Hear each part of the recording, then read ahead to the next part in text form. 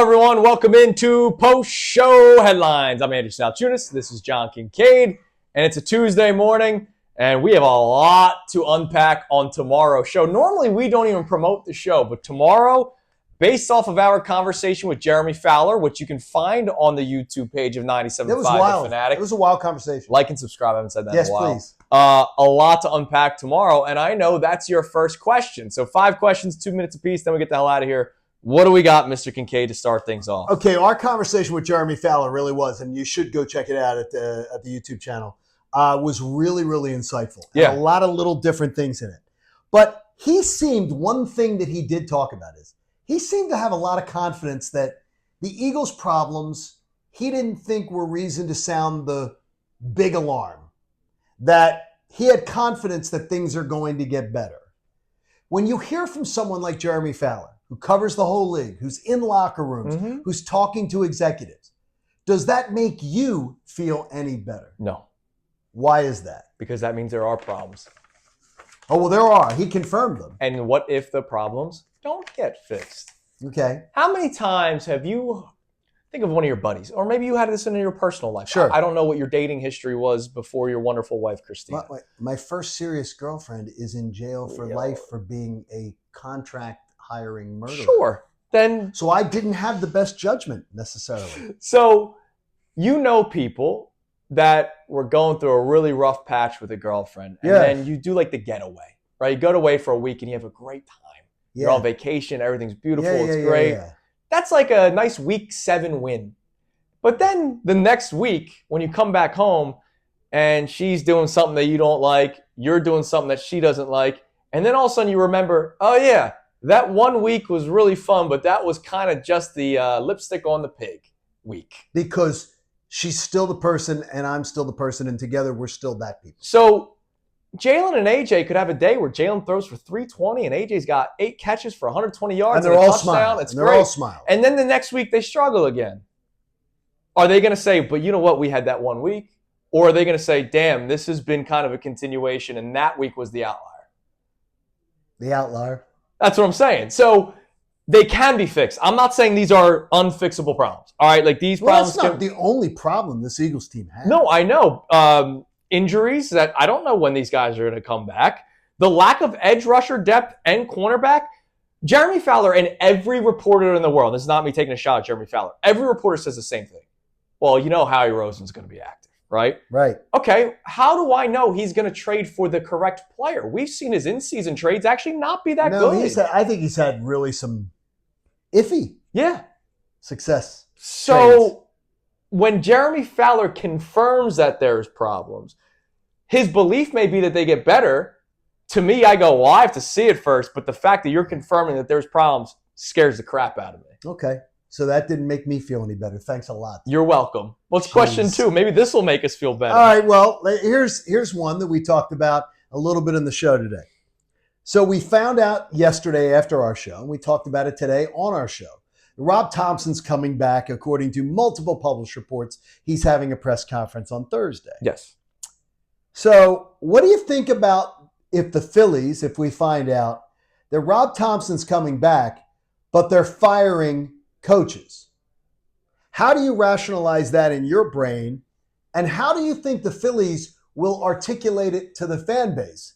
Because to me, I think that's going to be really difficult to do. See, the fan base, I think, just wants to see change, right? So not a great start when the first thing they hear is the manager's coming back. But you know how I feel about hitting coaches. But if Kevin Long gets fired, people are going to celebrate that Kevin Long got fired. If Nick Castellanos gets traded, if Alec Boehm gets traded, if Bryson Stott gets traded, and it's for new pieces, people want new flesh, right? Right. The fan base will get excited for change. But how do I view... By the way, you're not scoffing at that, because it sounds like you're scoffing at it, and I know you're not. No, I need... Like, you want change, I want too. 6 new starters on the field. You want it, too. Okay. I watched a team go into the playoffs with 3 platoons. Right. 3 separate platooning Which we positions. can't have. And we lied to ourselves saying Right. that they were going to beat the Dodgers, who don't do that. Right. All right, the Dodgers have a platoon in left field. They had every chance to beat the Dodgers. I know they did, but they didn't. But they didn't. Ultimately, your initial part of the question, Topper's back, but everybody else is gone. If they fire a bunch of coaches, how do they articulate Well, they won't articulate it, but maybe behind the scenes, Dave Dombrowski sat down with Rob and goes, "Hey, Rob, who listens to you? I mean, I don't know." Yeah. I really do believe, and I'm not trying to be unfair to Rob Thomson. He's got 1 year left on his contract, and there is the potential lockout. So you think they're going to let him be a lame duck? Yes. I think that's a recipe for disaster. No, unless he's open to retiring. Oh, okay. There's already reports that he considered retirement. Right. So look, 2 years before he got the job. Yeah. Well, that's before he got a managerial job and he quadrupled his salary. Sure, that helps. 5 times his salary. Yeah, that helps. Yeah.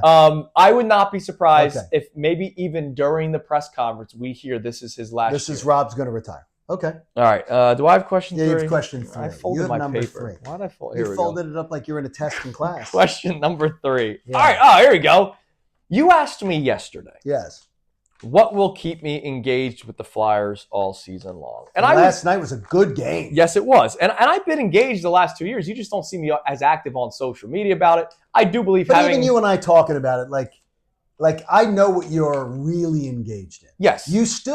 We talk about it, but I can tell when you're engaged. When I'm locked in. Yeah. When you're lit up. Right. And it might be your son that draws you in. Maybe. I mean, we ordered a 4 hockey set yesterday. Right. We watched period 1 before bedtime. It was great. And I watched the 3rd period in bed. It was wonderful. Look at that. So my question is, do we get Flyers fever from the fan base this year? And I mean from beginning, well, not maybe beginning.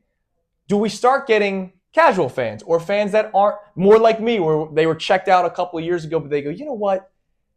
I'm hearing some fun things about the Flyers. Let me turn on the 10th game of the season, and maybe they stick around. Or let me put on the 30th game of the season, and maybe they stick around. Is this the year where we get Flyers fever? Because I thought we were close. Remember I saw the spray paint right.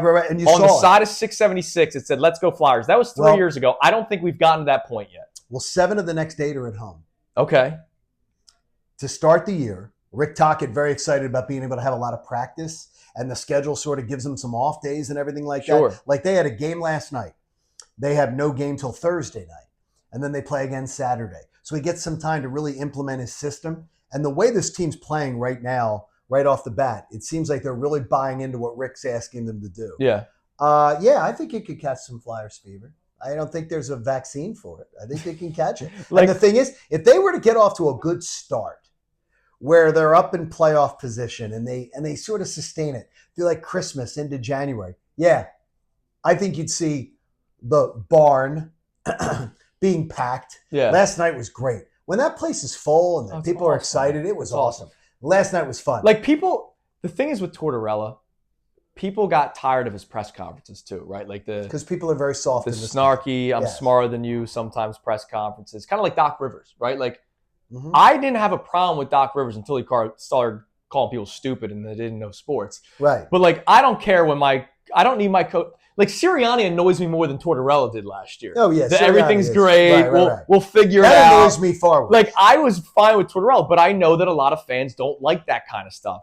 Tocchet's not as Tortorella-ish. Yeah, but Tocchet's not going to tolerate stupidity either. No, I know that. But he's not going to. But does he talk down to people? No. But he absolutely is not going to.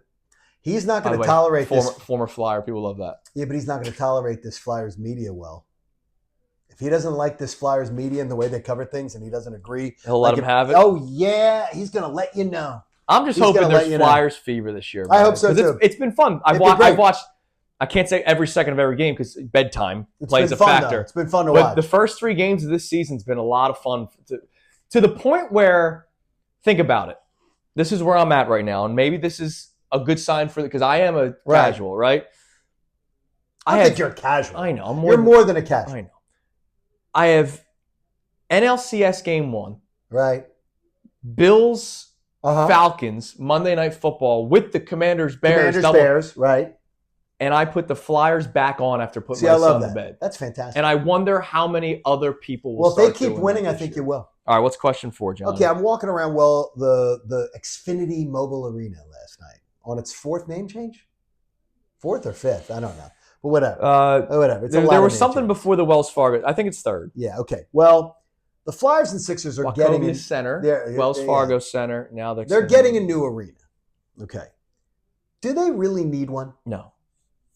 Like, the arena seems just fine, except the concourse is too small. So I'll say this. The concourse is way too small. Arenas do nothing for me. Okay, explain this.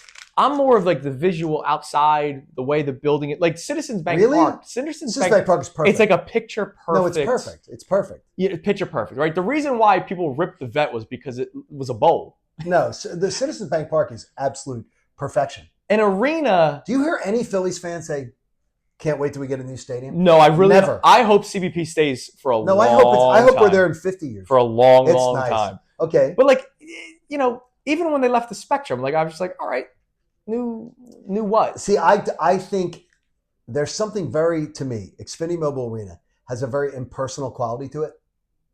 It doesn't feel very Philadelphia to me. It feels very generic. You know why? Like it could be anywhere. You know why? Why? Because they haven't won a damn thing. Well, it just feels it just like feels, the Boston Garden. No, but when I'm inside, it Madison doesn't feel Square Garden. But it doesn't feel. It feels very generic. It just feels like when I'm inside.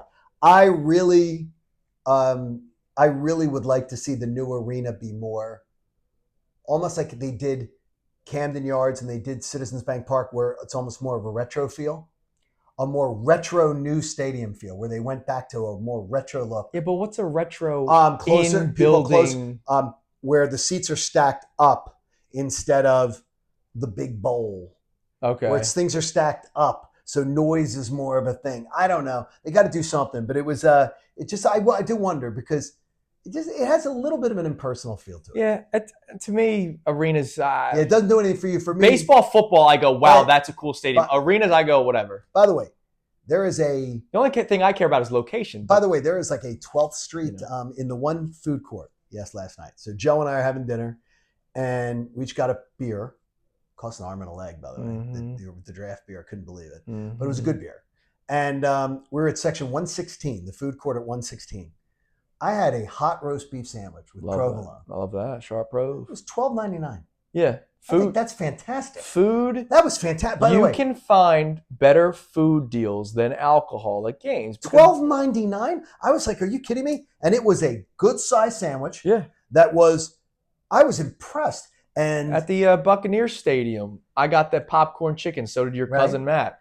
Popcorn chicken, and it was like 10 pieces. Yeah, 10 pieces. And a whole thing of fries was $10.99. A water bottle was $10.99. See, that's crazy. Like water was $7. Water cannot be the same price as the food. Last night, water was $7. Yeah, see, that's ridiculous. But no, you can the link. I went with my dad. Hey, Dad, you want a hot dog or Italian sausage? Yeah, whatever they got. I go, okay. Hot dog, Italian sausage was a $1 difference. Now, that's crazy. A hot dog, you're just getting the wiener. Right. The Italian sausage, you're getting the onions. Right, exactly. You're getting the peppers. Like, what are you doing? You're getting a thicker roll. Yes. Right? It was $1 difference. I go, well, that's the deal. That's the one I'm going to get, not the freaking hot dog. And by the way, the water at the Eagles, I think, is $8.50. That's horrible. It's ridiculous. That's horrible. Who was the second team this year that did it? Football. Baltimore. Baltimore lowered their prices for everything. Well, water's crazy. Baltimore, Atlanta's kept it since they opened. Since they opened. But Baltimore did it this year. So shout out to the Ravens personnel. And Atlanta they have the meal, like the $7 meal. They have the $10 meal. Yeah, no, that's great. Where if you can get a draft beer. Now it's a smaller one. You can get a draft beer with a sandwich and a side for $10. Stuff like that. All right. Last question for you. Being a parent opens your eyes to life. It does. All right. It really does. We've had a couple conversations about this. Sure. Like where cars are parked and people walking when you have a stroller, all that kind of stuff. Right. What is your opinion on the overly scary Halloween decorations? Well, I don't know why you'd go overly scary if you lived in a neighborhood with a bunch of kids. With little kids. There are kids in my neighborhood. Obviously, you have your high school kids, but there's a lot of are you talking about school? Are you talking like first grade and lower? Like first grade, kindergarten, all kinds. Nursery school. Yeah, that to me. Why are you trying to horrify kids? I know on my street. All right, so I live in a neighborhood, but there's like the streets that you can cut across. Right. My street, kids below the age of 5. Well, that's on, I would say 7 houses each side. I think of the 14 houses, 4 or 5 homes. Okay, I'm not in on making your house so scary that the kids are going to poop their pants? There is a house. So I went for a walk late at night. I couldn't sleep. Okay. Now, you know me. I have Right. freaking sleep. It was probably like 11:30 at night. Oh my God. Yeah, I can't sleep, dude. Okay. And I'm never tired at 4 o'clock in No, the you're morning, never which is tired. great. You're up and you're doing it. And I walk past this house that's got 600 gigantic things. And look, it's 11:30 at night, and I'm, you know, Did it scare you? a little bit? I'm a little Right. 11:30 at night. Uh-huh. Sure. Run for your life, but it won't matter. And is it talking to you? You're going to the depths of hell. Oh my God. And I'm like, I'm a 31-year-old man, and that's creepy. That's really creepy. Imagine, little kid. I can't. Take, now I don't understand ready? why you're doing I that. can't take Coop on walks right now. Because he doesn't want to. There's certain areas of the neighborhood where I now have to. All right, we'll go this way instead. We'll go. I don't know why people are doing that. Like I really don't. And this is an old man yelling at clouds. This is I now see life differently with a 3-year-old who does not want to leave the house. Now I will see this is that I've known people that did put out the scarecrow and put out the Michael Myers. Yeah. They prop them up all before Halloween. And people think it's a decoration. And then on Halloween night, they dress up. No, it's hilarious. At the door, but then that scares the crap out of kids. Yeah. I've seen that. So we have the haunted houses. There's 2 houses where it's like, if you want to come through, you can. Right. And they do it all like. They do it up. Like October 15th. What's today? Say the 15th? It's done up. Tomorrow. Whatever. Yeah. Today, you can go to their house and walk through the haunt. Like, they love that stuff. Oh, they love Like, they are Halloween people. Right, but not for little kids. No. No. I just don't get it. Like, what are you doing? I understand. Yeah, I don't understand. You're Think about you're scaring little children. Yeah, you should be proud about that. All right, everybody, have a great rest of your day. Jeremy Fowler is what we'll talk about a lot tomorrow. Adam Schefter and Jeff McClain also chime in on probably a lot of what we're talking about. Big day tomorrow. I'll talk to you then. Hey guys, Andrew Salciunas, host of Kincade and Salciunas. Just want to thank you for checking out all of our great videos that we have on our YouTube channel every single day. Make sure, if you can, please like and subscribe and check out all the videos that we have on our YouTube channel, whether it's for us, Kincade and Salciunas, of course, our midday show, as well as Unfiltered with Bill and Ricky.